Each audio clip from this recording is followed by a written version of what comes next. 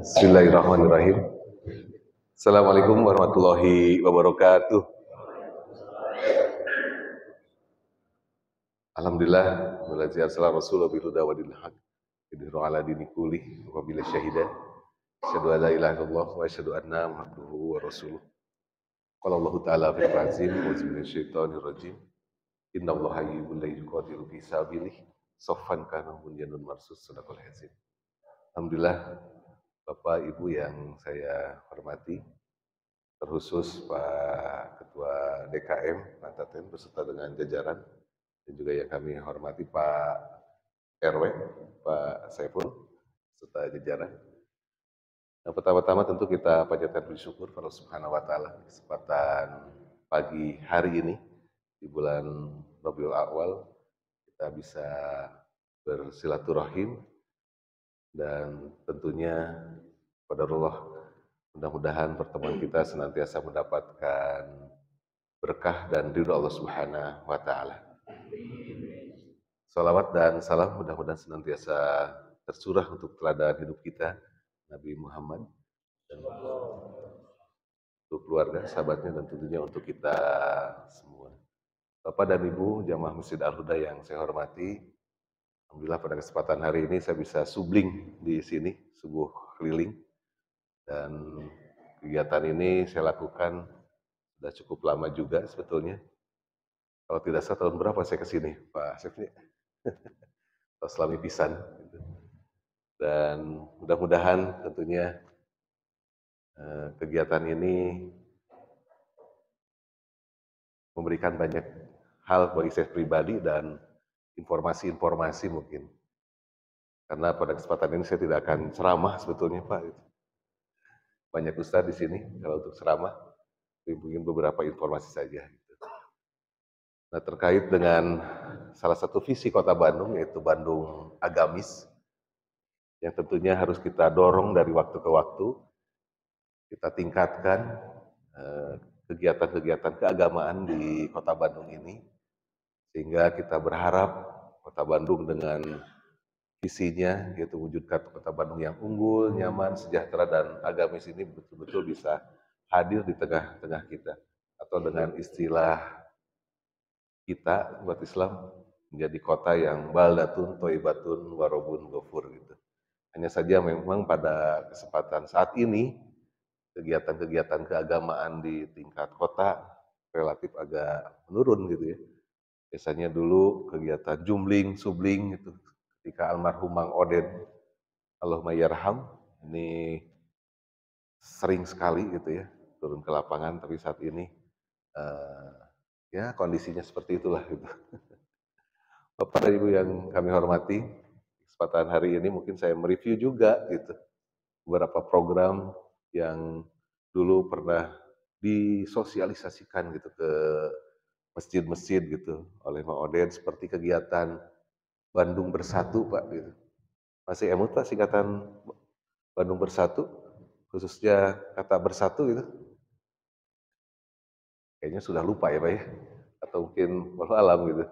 Dulu di zaman Mang Oden itu ada kegiatan Bandung Bersatu, berjamaah sholat tepat waktu gitu. Nah, ini salah satu program unggulan ketika beliau dulu awal dilantik, menyampaikan ke masyarakat akan pentingnya sholat yang pertama gitu.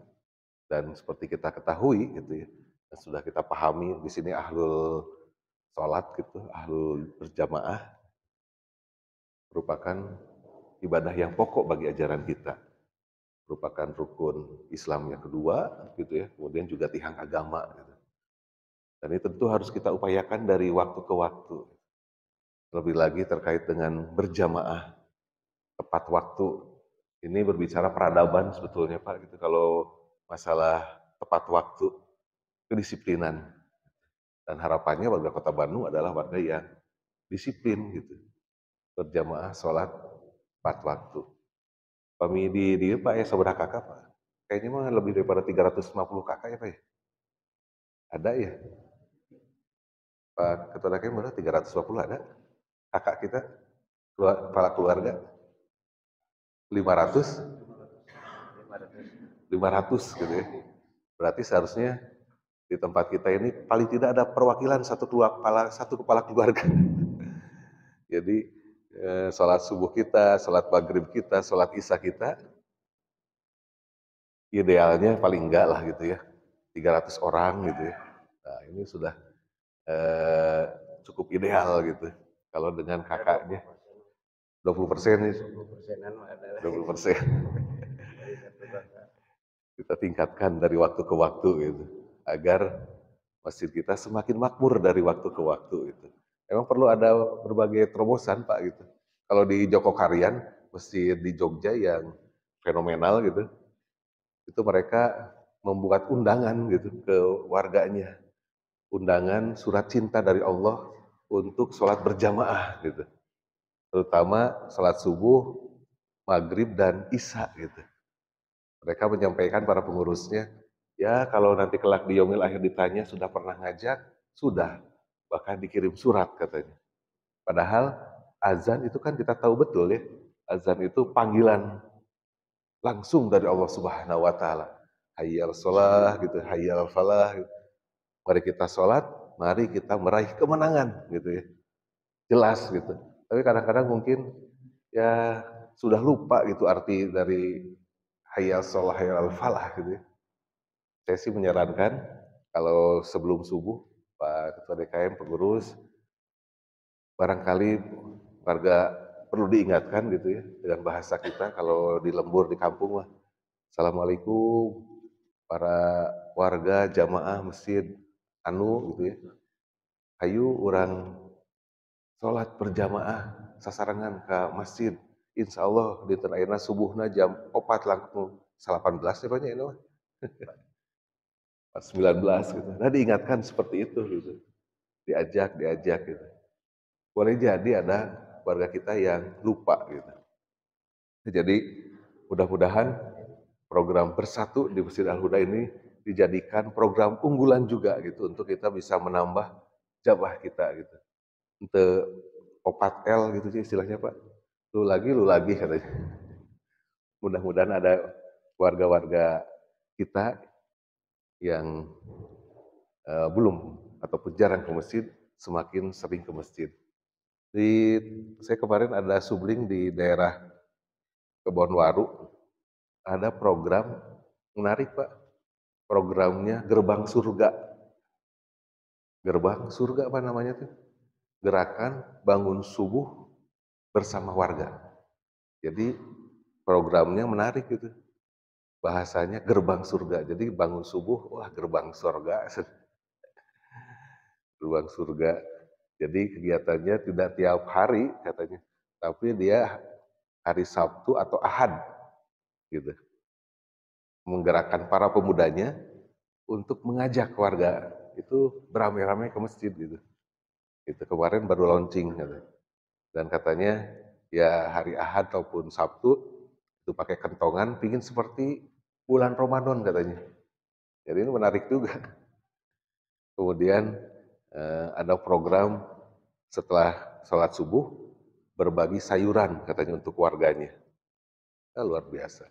Nah, mudah-mudahan inovasi-inovasi seperti ini bisa kita lakukan dari waktu ke waktu untuk kita bisa menghadirkan gitu warga kita berbondong-bondong ke masjid gitu. Karena kewajiban kita ya untuk melaksanakan sholat dan mengajak masyarakat sebanyak-banyaknya ke masjid. Jadi itu yang pertama, mudah-mudahan program bersatu berjamaah sholat tepat waktu ini menjadi program unggulan sebetulnya di masjid-masjid di kota Bandung gitu. Jadi tidak satu atau dua masjid sebetulnya program masif dulu itu. Sehingga mudah-mudahan gitu ya kita berharap sholat subuh itu seperti sholat Jumat gitu. Tanda kebangkitan umat itu dari sana gitu. Tanda kebangkitan umat Islam itu ketika sholat subuhnya itu sama dengan Jumatan gitu. Saya abdi milarian jadi aya pemuda gitu nya, mahasiswa gitu nya, SMA. Katinggalna ieu mah sadayana kolonial gitu ya banyak. Sadayana lolita gitu lolos 50 tahun gitu ya. Mudah-mudahan ke depan Pak, gitu. Itu yang pertama Pak. Jadi kita berharap program ini betul-betul didorong. Kemudian yang kedua, saya sangat berharap gitu di mesin-mesin kita ini ada program khusus untuk para remaja kita Pak, khususnya anak-anak SMP. Karena seperti kita ketahui, anak-anak kita itu mulai meninggalkan masjid itu mulai SMP gitu. Ya dengan alasan anak-anak SMP itu pulangnya lebih sore karena ada ekstrakurikuler katanya. Ada kegiatan-kegiatan les privat gitu. Kemarin juga saya kunjungan ke SMP 25 yang kebakaran, Pak Kepala Sekolah. Kalau di sini anak-anak mulai masuk jam berapa? Jam 7 Pak Ketua Dewan. Pulang jam berapa? Jam setengah 3. Bahkan kalau ada kegiatan-kegiatan tambahan lainnya mungkin boleh jadi sampai dengan setengah 4, setengah 5. Oh, saya bayangkan berarti anak-anak memang capek sekali Pak gitu kalau anak-anak SMP sekarang ini gitu. Jadi ketika dia pulang ke rumah betul sudah lelah gitu. Tapi kemudian mereka menjadi tidak berangkat ke masjid gitu pas maghrib apalagi isya gitu. Dan mulai jadi kita orang tua keun urang kali capek, urang kali bisi teu damang gitu. Tapi itu membuat anak itu menjadi jauh dengan masjid dari waktu ke waktu gitu. Dan mulainya SMP gitu. Jadi saya berharap di sini khususnya Masjid Al-Huda itu perhatian untuk anak-anak SMP ini lebih ditingkatkan. Itu karena mereka tadi itu setiap hari pulang sore nggak ke masjid, paling tidak ada program di Sabtu Ahad untuk anak-anak kita, khususnya para remaja, khususnya SMP gitu. Walaupun di sini masih sebenarnya tos jantan aki panggilnya tanya, tapi biasanya mah aki sareng nin mah langkung didangukeun ieu teh cariosanana teh gitu dibandingkeun ku apana sareng ibuna gitu. Jadi saya sangat berharap sekali ada program apa namanya milenial cinta masjid atau apalah gitu. Jadi manfaatkan kalau kita kadang-kadang susah mungkin manfaatkan para anak-anak yang sudah kuliah atau anak-anak SMA yang remaja masjid untuk mendidik ataupun mendampingi anak-anak kita yang masih SMP gitu. Karena menurut para pakar, kalau kita pakar pendidikan, kalau kita berhasil mendidik anak ketika SMP, insya Allah SMA ataupun ketika kuliah itu akan menjadi anak-anak yang soleh, solehah gitu. Tapi kalau kita tidak berhasil dalam mendidik di saat SMP, katinggalna kaditunage langkung hese gitu Pak. Gitu. Di Bandung beberapa waktu yang lalu ada yang namanya geng cagar katanya Pak. Biasa di searching kayak Pak pemiwih di dia gitu ya. Dan ternyata itu anggotanya anak-anak SMP gitu. Anak-anak yang tanggung gitu. Geng cagar teh pas singkatan cari gara-gara gitu. Pokoknya nama aya nu melong gitu kan ya. Karena banyakan da geng mah nu seueuran gitu tara saurang dua orang gitu. Istilah nama ingin eksis, ingin kelihatan jago gitu kan. Diajak gelut gitu kan. Dan memang beberapa waktu yang lalu di Kota Bandung terkait dengan kenakalan anak-anak kita gitu ya. Terutama anak-anak tanggung ini memang perlu perhatian gitu dari kita semua. Gitu. Dan uniknya Bapak Ibu sekalian, kalau kita men, apa namanya, mengirim anak kita, menyekolahkan anak kita ke pesantren, kita kan rajin ya banyak. Biasanya sasasi sakali menengok anak-anak kita gitu ya, ke pesantren. Dan biasanya ketemu dengan para ustad-ustadah. Ustad kumaha murang kali abdi tos sabaraha seueur hafalanana gitu kan. Sabaraha seueur hafalan Quran tanopi hadisna gitu. Kita sangat serius kalau anak kita dididik di pesantren, dikunjungi setiap bulan, kemudian nanya ke ustad gitu perkembangan anak kita. Tapi uniknya kalau kita nyakolakeun urang kali urang ka sakola umum, ka SMP gitu ya, biasana mah dijajabkeun pas awal sakola, tepang-tepang deui jeung guruna, nembe pas bagi rapot nya banyak. Jarang gitu kita teh nitipkeun ka guru gitu, "Pak Guru, Bu Guru abdi ngawiyat pisan barangkali abdi supados dididik janten barangkali soleh-solehah," gitu. Saya ngobrol dengan guru-guru di SMP gitu ya, di sekolah umum, "Bu, Pak Guru, pernah nggak ada orang tua yang nitipkeun anaknya ke sekolah untuk jadi anak soleh-solehah?" "Ah, Pak, jarang, 1000 hiji cenah." Gitu, 1000 hiji cenah. Jadi kita ini memang agak kurang serius berarti gitu ya, untuk mendidik anak-anak kita gitu. Apalagi ke sekolah umum datang sepekan sekali menanyakan perkembangan anak kita gitu. Apakah anak kita akhlaknya makin baik atau seperti apa gitu. Nah ini menjadi tentunya harus menjadi perhatian kita bersama. Jadi ketika anak kita disekolahkan di sekolah-sekolah umum, justru kita harus lebih serius lagi gitu. Harus lebih khawatir lagi gitu. Kenapa? Karena memang di sekolah umum seperti SMP, pelajaran agamanya juga cuma ya sepekan cuma sekali atau 2 kali gitu. Nggak banyak gitu, sangat terbatas sekali gitu. Makanya saya nitip kalau punya cucu Bapak Ibu sekalian atau punya anak yang masih SMP, sekali-kali tengoklah anak-anak kita ini ke sekolahnya, kemudian tengok juga kondisi sekolahnya. Ameng Pak ka toiletna barudak gitu. Toiletna barudak kumaha ada peradaban barudak urang mah aya di toilet gitu. Coretanana segala macam gitu. Abdi kamu sabaraha waktu kapengker ngobrol sareng Sekum MUI MUI Rancasari, anjeunna gaduh barangkali di SMP negeri gitu ya, sekolah di sekitar sini gitu. Beliau juga prihatin, "Duh Pak Ketuanya tuh, eta cenah di na bangku barudak coretan teh bahasana di bangku ieu mah, di bangku barudak coretanna bahasana teh mun disararae gitu, di tembok oge gitu." Jadi memang ya kita harus lebih serius lagi gitu untuk mendidik anak-anak kita gitu. Jadi mudah-mudahan di Masjid Al-Huda ada program unggulan gitu. Nah, mudah-mudahan nanti ketika kita ngobrol, mudah-mudahan di sini ada program apa gitu untuk anak-anak milenial kita gitu. Kalau di sini mah kan ada lapang voli, lapang futsal gitu ya.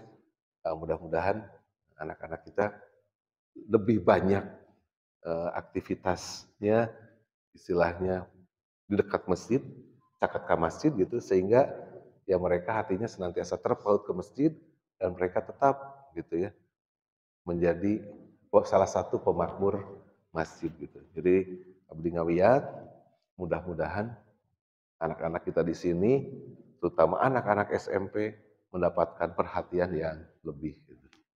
Itu yang kedua, jadi saya nitip di Al-Huda ada program-program tersebut. Kalau bisa sih, kalau dulu di Bandung ada yang namanya eh, kegiatan Salman, ada yang namanya PAS, pendidikan anak Salman, mentoring gitu ya, anak-anaknya gitu, anak SMP, SMA gitu ya, lingkaran-lingkaran kecil gitu di Ganesha di sana di Salman di ITB gitu. Kita merindukan gitu ya.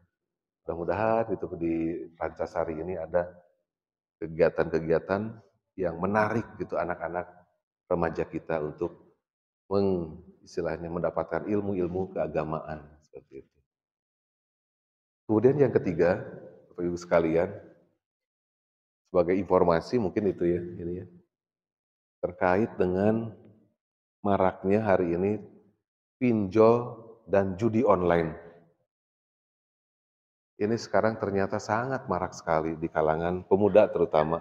Tapi masyarakat umum juga ternyata banyak gitu. Sebagai informasi, di Jawa Barat ini termasuk provinsi yang paling besar pinjamannya ke pinjol se-Indonesia. Kalau Bapak searching di dari OJK laporannya dari Otoritas Jasa Keuangan, ada kurang lebih 13,8 triliun rupiah yang dipinjam oleh warga Jawa Barat gitu.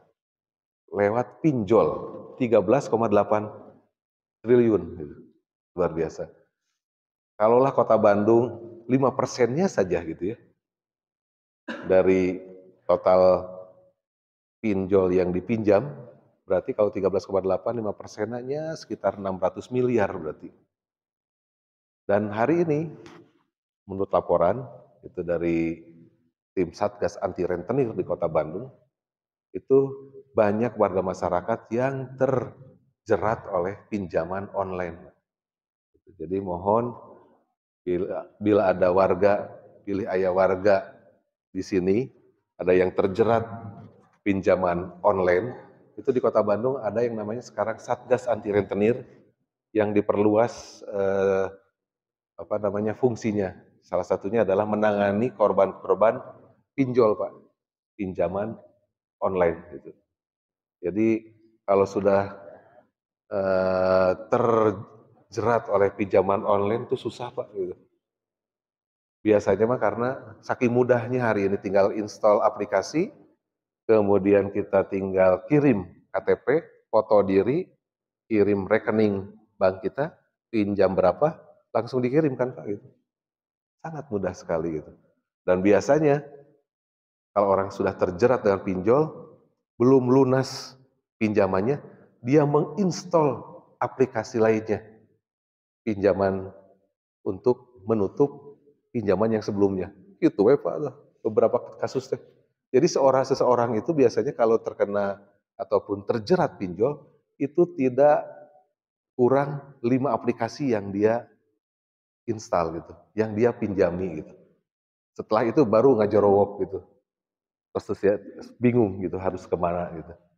Mulailah menyebar WA si Bapak Anu, hati-hati orangnya, ya gitu kan ya, disebar gitu kan. Gitu. Nah itu sekarang ini cukup banyak laporannya Pak. Mudah-mudahan kalau di sini sih tidak ada gitu. Tapi yang jelas jangan sekali-kali mau disampaikan ke warga masyarakat untuk melakukan peminjaman lewat pinjaman online yang jelas ribanya, haramnya, karena berbunganya sangat luar biasa sekali. Jadi kalau ada yang terjerat itu gitu ya silakan ke Satgas Anti Rentenir Kota Bandung di Jalan Buah Batu nomor 12 kalau tidak salah, di dekat Sekretariat Persib dulu, Jalan Gurame, itu ada kantor Dekopin Wilda gitu. Nah, di sana ada Satgas Anti Rentenir, jadi kalau ada warga Pak Ketua tidak usah panik, silakan datang ke sana nanti akan dimediasi gitu. Dimediasi agar permasalahannya paling tidak terlalu kemudian membebani. Karena beberapa kasus sampai ada yang bunuh diri, Pak. Kejadian anak mahasiswa UI yang membunuh adik angkatannya, itu karena yang membunuh ini terjerat pinjaman online. Dan paling banyak memang di kalangan mahasiswa, Pak. Di kalangan mahasiswa. Terutama mereka mahasiswa-mahasiswa yang telat mendapatkan beasiswa dari orang tuanya. Kiriman orang tuanya lah buat kos, buat kebutuhan. Jadi, mahasiswa kan jarang ragu, pas sekarang install aja cepet gitu kan, untuk darurat-darurat gitu. Langsung pinjem, langsung cair masuk ke ininya gitu. Karena enak, cepet cair gitu ya, pinjem lagi ke aplikasi yang lain seperti itu gitu. Nah ini banyak terjadi di kalangan mahasiswa terutama gitu. Jadi kalau ada putra putri kita, tolong disampaikan jangan sampai terjerat ke pinjol gitu. Karena tadi itu haram gitu ya, karena bunga berbunga, kemudian juga ya merusak lah intinya gitu. Kemudian juga judi online pas sekarang ini, slot katanya. Saya juga nggak tahu gitu ya. Tapi ini ternyata di kalangan anak-anak mulai SMP juga kenal Pak judi slot ini gitu. Jadi ini hati-hati sekarang ini gitu. Perjudian ini sampai menurut data informasi Kementerian Kominfo sampai ratusan aplikasi di kita ini gitu yang masuk dan oleh pemerintah juga terus diblokir gitu ya. Situs-situs judi online ini Dan para influencernya, orang-orang yang mempromosikan judi online ini, termasuk ada beberapa selebritis gitu, ini banyak yang ditangkap juga gitu oleh kepolisian, karena memang ini di kalangan anak muda juga sangat mewabah sekali gitu. Saya juga nggak ngerti kumaha cara mainnya gitu ya. Tapi yang jelas ini sekarang sedang marak gitu. Jadi mohon untuk disampaikan ke warga kita, ngobrol dengan para pemuda terkait dengan realita hari ini gitu ya, di dunia maya yang kita juga kadang-kadang nggak paham gitu, tapi mereka sangat paham sekali gitu terkait dengan pinjol dan judi online ini. Nah, mudah-mudahan di eh, Masjid Al-Huda ini ada Baitul Mal wa Tamwil untuk membantu masyarakat gitu Pak ya. Insya Allah adalah di sini koperasi dan mudah-mudahan di sini ada program pintar gitu ya, pinjaman tanpa riba. Di beberapa masjid sekarang ada beberapa program kemasyarakatan, pinjaman tanpa riba ya. Ada di sini juga ada. Alhamdulillah. 0%. 0% ya. Alhamdulillah. Aminah naon Pak di Pak? Seperti syariah. Alhamdulillah. Jadi mudah-mudahan untuk membantu hal-hal yang seringkali dibutuhkan oleh warga, terutama ketika tahun ajaran baru gitu ya. Tahun ajaran baru biasanya kadang-kadang kita membutuhkan untuk biaya sekolah anak-anak kita ataupun untuk biaya kesehatan gitu ya. Nah, di Kota Bandung sebagai informasi, mungkin ini yang keempat, kalaulah masyarakat kita ada yang belum punya BPJS gitu ya, kemudian mendapatkan ujian sakit dan perlu rujukan, maka di pemerintah Kota Bandung sejak 4 tahun yang lalu sebetulnya ada yang namanya program UHC, Universal Health Coverage gitu. Jadi eh, program ini untuk seluruh warga Kota Bandung yang belum memiliki BPJS dan membutuhkan perawatan, asal daftar ke puskesmas dengan membawa KTP dan KK, itu bisa dilayani gitu, tanpa biaya gitu. Walau alam sudah terinformasikan secara masif belum gitu program UHC ini. Karena kami di DPRD menganggarkan setiap tahun untuk program BPJS ini, yang untuk warga yang belum memiliki BPJS, itu hampir sampai 200 miliar Pak gitu. Nah makanya saya di program Subling juga sering menyampaikan bila ada warga belum punya BPJS gitu ya, dan perlu tadi mendapatkan perawatan bisa mendaftarkan melalui puskesmas UHC. Syaratnya KTP dan KK Kota Bandung. Nah ini perlu disampaikan karena ya anggarannya juga besar gitu, sehingga harus disosialisasikan. Harusnya mah puskesmas beserta dengan kewilayahan itu rutin datang ke RW-RW untuk mensosialisasikan program UHC ini, Universal Health Coverage, gitu, yang bisa membantu masyarakat kita yang sedang kesulitan. Itu yang keempat.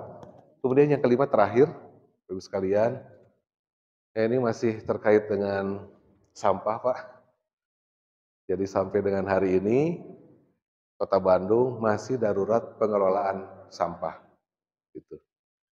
Tahap pertama kemarin, darurat sampahnya dari Provinsi Jawa Barat, dari 24 September sampai dengan 24 Agustus sampai 24 September. Sekarang diperpanjang lagi 1 bulan, gitu ya, darurat sampah ini karena kita masih belum normal pembuangan sampah kita ke Sarimukti gitu. Kita masih dibatasi. Sehingga di beberapa tempat kita pasti masih menumpuk gitu. Kalau daerah sini kan ke Pasar Ciwasra ya. TPS-nya kalau di sini Pasar Kamantan. Oh gitu ya. Jadi kita masih belum normal Pak gitu ya. Sehingga program Kang Pisman, program kurangi, pisahkan dan manfaatkan, mudah-mudahan bisa dilakukan di RW kita. Jadi paling tidak sampah-sampah organik atau sampah sisa dapur lah gitu ya, itu tidak sampai dibuang keluar dari rubah kita sebetulnya. Makanya sekarang sedang dikembangkan oleh beberapa masyarakat, beberapa RW. Ada RW yang sekarang ini kampung loseda. Jadi dia bikin paralon gitu ya, 1,5 meteran, ditanam di tanah. Jadi sampahnya dimasukkan ke paralon tersebut gitu ya. Sampah dapur, loseda, lodong, sesa dapur gitu. Ada di RW 9 Arca Manik, itu mah namanya Kampung Takakura gitu. Bapak bisa searching. Jadi eh, metode Takakura ini biasanya dilakukan oleh para ibu-ibu lah gitu, yang ingin lebih bersih lagi dan lebih tidak bau lagi gitu. Bisa searching itu sekarang metode Takakura sedang terus dikembangkan, bahkan di RW 9 mah menjadi percontohan Pak. Gitu. Jadi tiasa kami studi banding pengelolaan sampah bisa ke RW 9, Kelurahan Sukamiskin, Kecamatan Arca-Manik. Gitu. Jadi sekarang beberapa tempat sedang mengembangkan terkait dengan bagaimana mengurangi sampah dari sumbernya. Gitu. Jadi kita ini ya sedang kesulitan Pak, terus terang. Sarimukti ini juga sudah overload dan kita sedang menunggu ke Legok Nangka. Tapi Legok Nangka paling cepat informasi dari provinsi itu 2 tahun ke depan, gitu. 2 tahun ke depan, berarti sekarang tahun 2023, paling cepat 2025. Sementara Sarimukti sudah overload sebetulnya, sudah penuh, nggak bisa lagi. Iya mah dipaksakan gitu. Dan kondisinya akan seperti ini gitu, nggak akan normal gitu. Sehingga Kota Bandung didorong warganya agar bisa mengurangi sampah semaksimal mungkin gitu. Dan sekarang kita dorong kecamatan, kelurahan agar turun melakukan edukasi berbagai metode agar sampah itu bisa dikurangi dari sumbernya. Jadi ini kondisi tidak normal Pak, itu terkait dengan sampah ini. Dan eh, sebentar lagi juga akan musim hujan. Sarimukti itu saya pernah 2 kali ke sana. Jalan akses masuknya itu nggak di aspal acan Pak gitu. Jadi dari jalan istilahnya mah jalan Sarimuktinya masuk ke TPA Sarimuktinya itu ya istilahnya mah tanah berlumpur gitu. Dan biasanya ketika musim hujan banyak katanya truk-truk kita yang tergelincir gitu. Tetap tidak akan normal gitu. Jadi ini eh, tentu menjadi perhatian kita bersama, dan dalam Islam juga an-nadhafatul minal iman, kebersihan bagian daripada iman. Dan kita bersama-sama Pak mengenai sampah ini karena masalah kita bersama gitu. Jangan sampai sampah kita numpuk gitu, menjadi kemudian masalah penyakit dan lain sebagainya.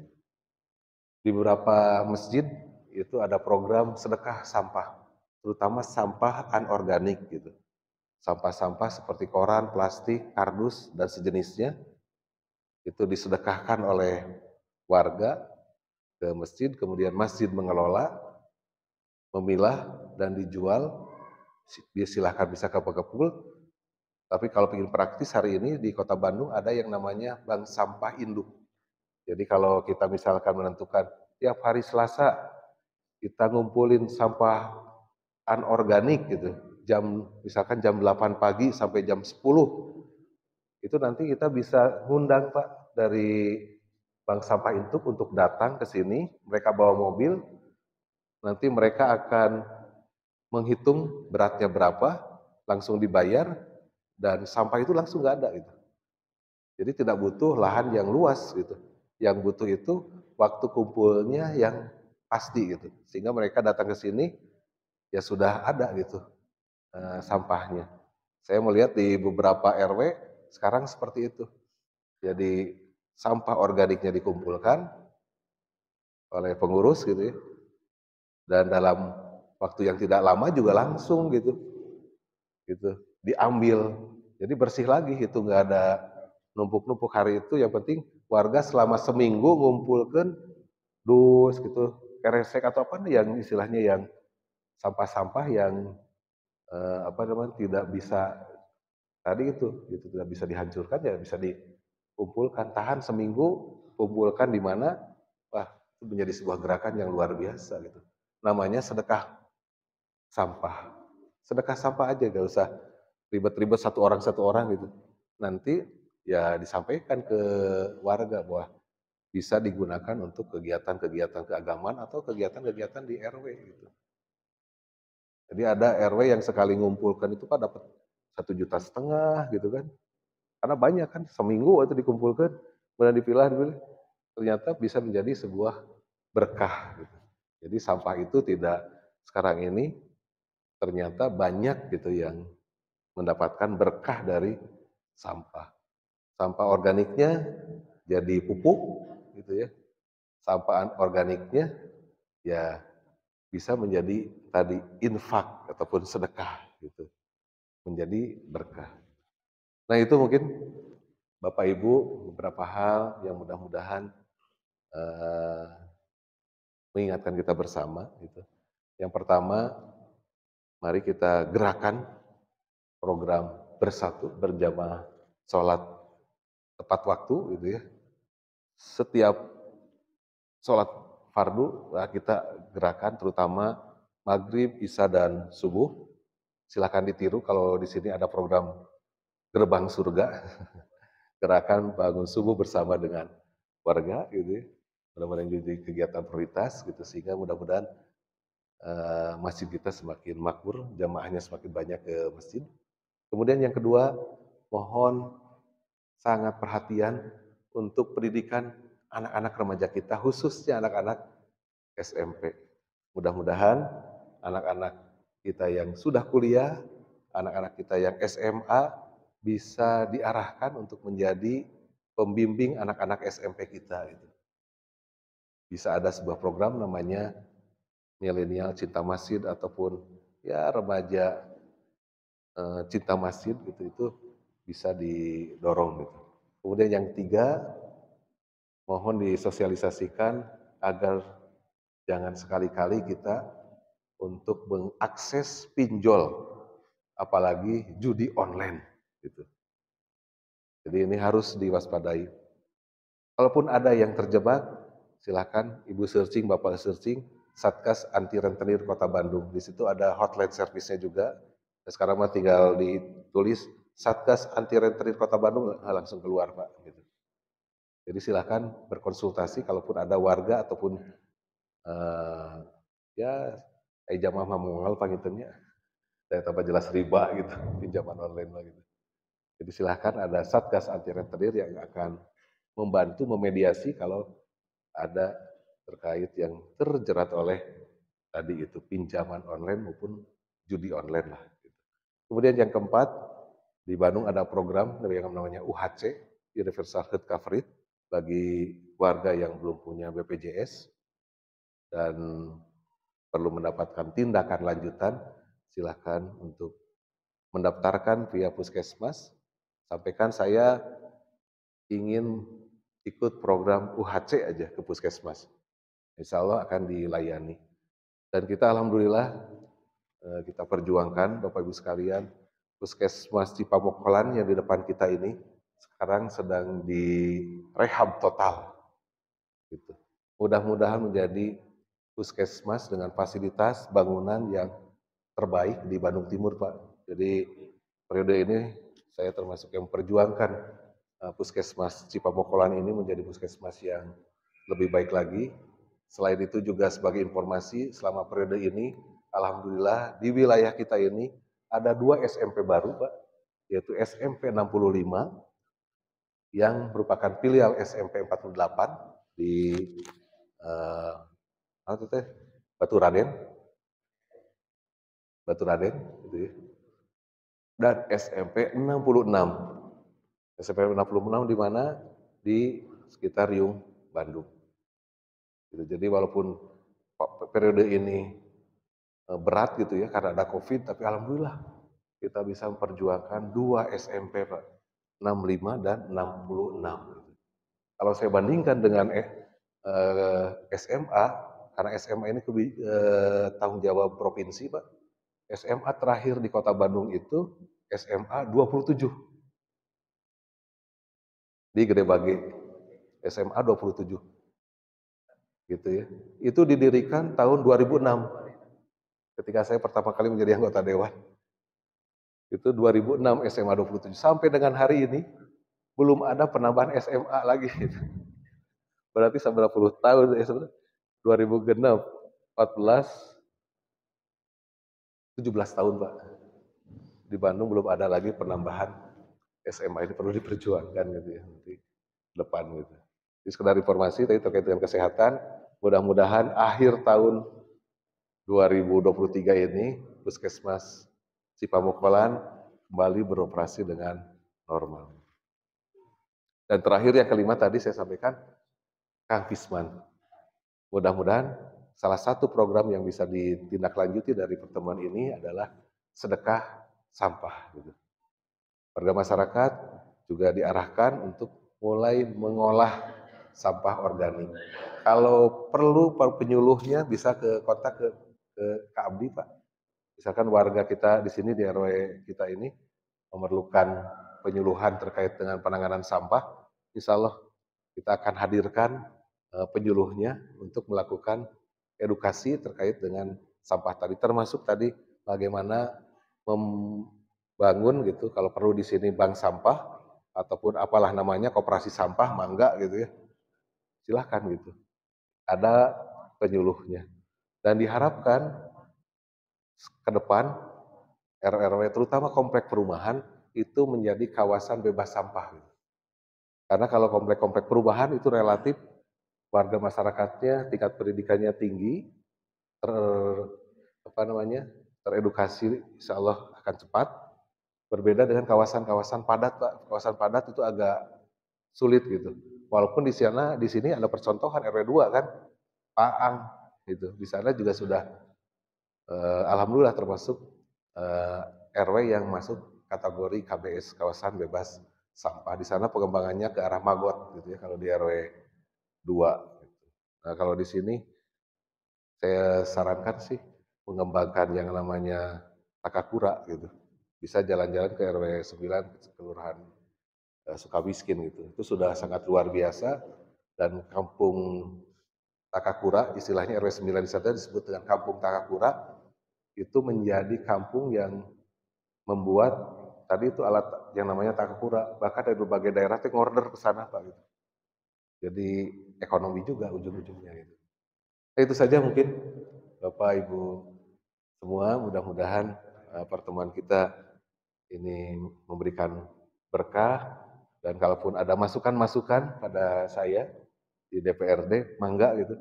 Karena di sini saya yakin banyak gagasan, ide-ide cemerlang untuk pengembangan mesin-mesin mungkin di Kota Bandung. Dan saya juga sedang mengembangkan ada yang namanya istilah sister masjid Pak gitu. Sister masjid. Jadi kalau ini Masjid Al-Huda sudah keren gini, sudah bagus gitu ya, makmur, cobalah Pak cari masjid yang istilahnya perlu dibantu gitu.